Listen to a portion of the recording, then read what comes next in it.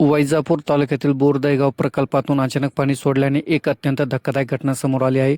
प्रशासनाने कोणतीही पूर्वसूचना न देता धरणातून पाणी सोडल्याचा गंभीर आरोप शेतकऱ्यांनी केला.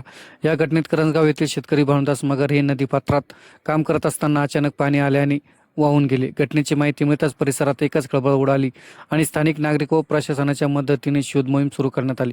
बराच वेळ शोध घेतल्यानंतर भानुदास मगर यांचा मृतदेह आढळून आला. या दुर्दैवी घटनेत एक गायही पाण्याच्या प्रवाहात वाहून जाऊन तिचा मृत्यू झाला, अशी माहिती समोर आली आहे. दरम्यान नदीच्या खालील भागातील केटी बंधारे तुटलेले असतानाही धरणातून पाणी सोडण्यात आल्याचा आरोप शेतकऱ्यांनी केला. तसेच संबंधित अभियंता अधिकारी चव्हाण हे शेतकऱ्यांना समाधानकारक उत्तरे देत नसून उडवाउडवीची उत्तरे देत असल्याची तक्रारही करण्यात आल्या.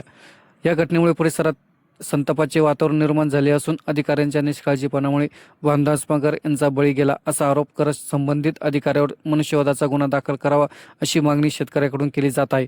आता या प्रकरणात प्रशासन काय कारवाई करणार आणि जबाबदार अधिकाऱ्यावर गुन्हा दाखल होणार का हे पाहणे महत्त्वाचे ठरणार आहे.